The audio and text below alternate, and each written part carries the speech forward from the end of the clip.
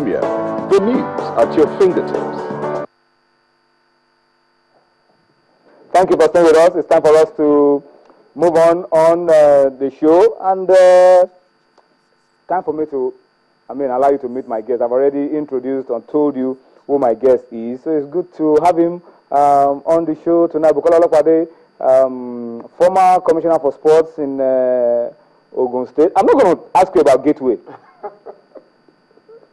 because I know the government in power is different from your own government. No, but you see, so don't let me ask you about Gateway, so I am not seen to be biased, no, Tony, what you cannot or scoring a political point. What you cannot do is to politicize sports. And I've never criticized this present government on sports. I leave sport to be neutral. Sport is my business. Okay. Sport is my passion. Trust me. Are you worried seeing Gateway where they are? I'm very worried. In the league. I'm very worried because Gateway has become a traditional team for the people of Ogun State. And as a concerned Ogun State indigene, I have been in touch with the Gateway officials. You think they can come out of this? I'm sure we will. I'm sure not they. I'm sure we will. We are working behind the scenes.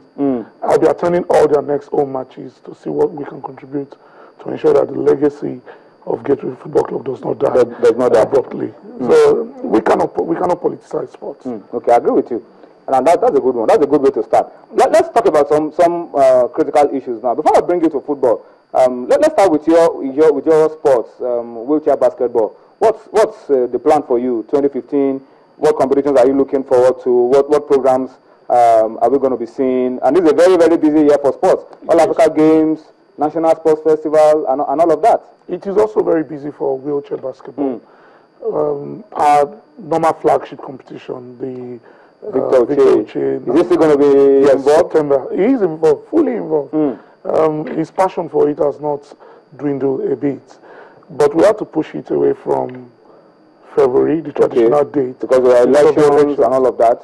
And every other person involved has been busy for this summer period. So it's coming up between September the 15th to September the 30th.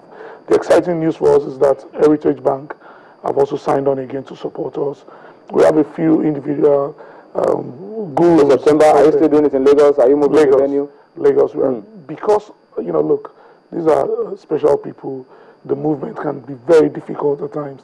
You can imagine the Republic of Benin or the Ghanaian team moving them away from could be very challenging. Lagos is very central, so we are using Lagos. Moreover, the reception we've received in Lagos has been tremendous in the last 3 years.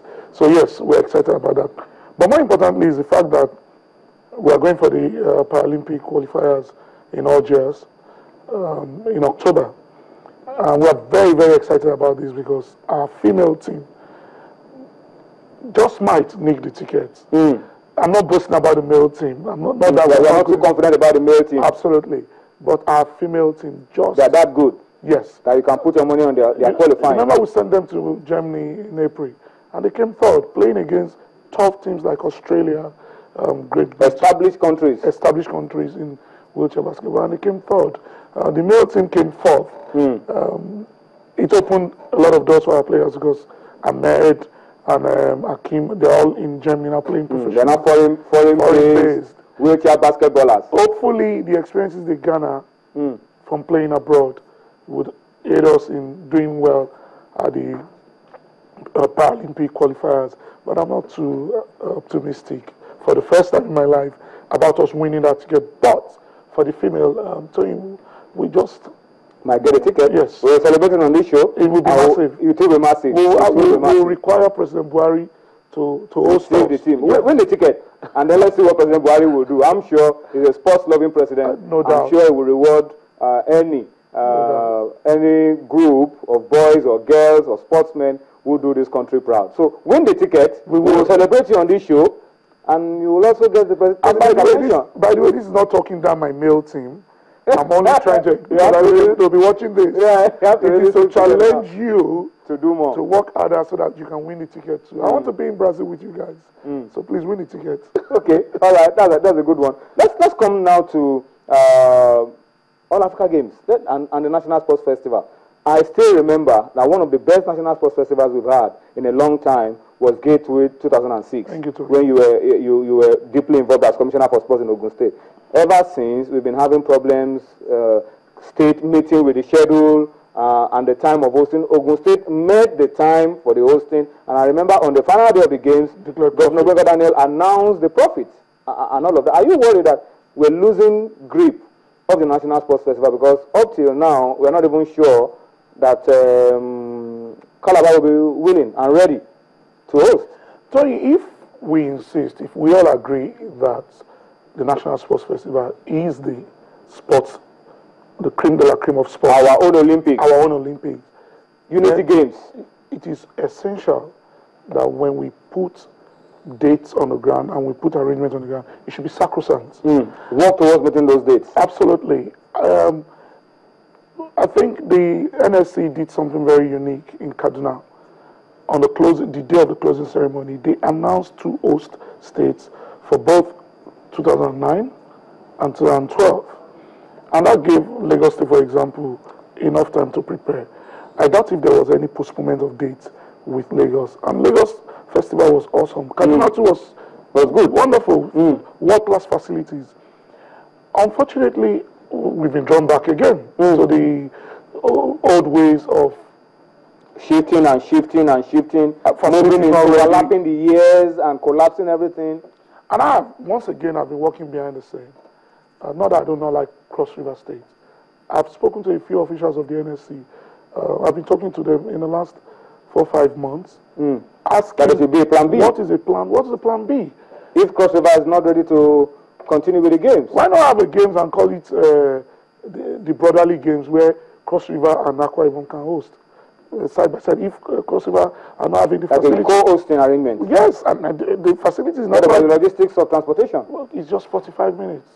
We hosted Gateway Games that you just praised using 4 cities: Ijebu-Ode, Ilaro, Abeokuta, and they're not together. They are not together. 30-40 minutes.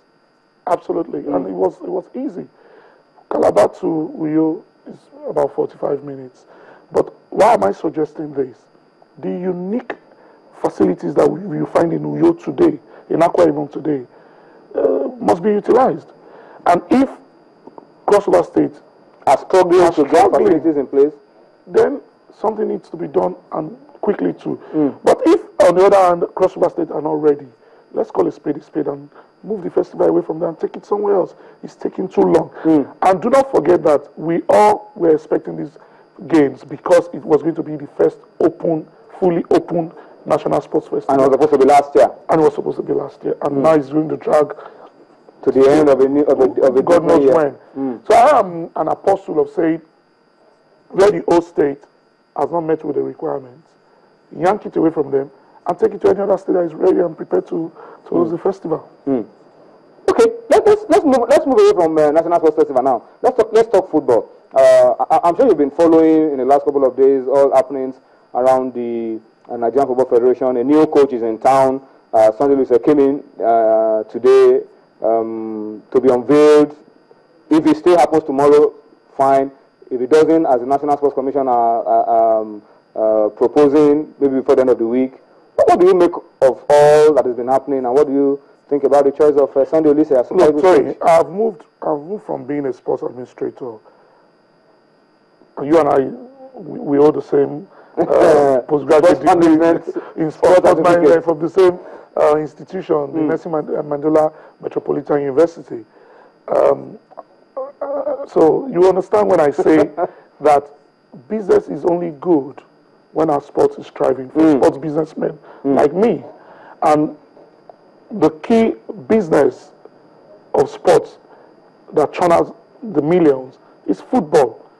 So it is my own concern as a stakeholder to see that Nigeria does not miss out on any major tournament, irrespective of the age class. For me, the Sunday Olise issue may appear great because this is a celebrated superstar for Nigeria. I was in the stadium when he scored that awesome goal against Spain. It was 1998. It was actually my first World Cup live, and the feeling was crazy, and I will forever worship a Sunday Olise for that goal against Spain. Because we danced all the way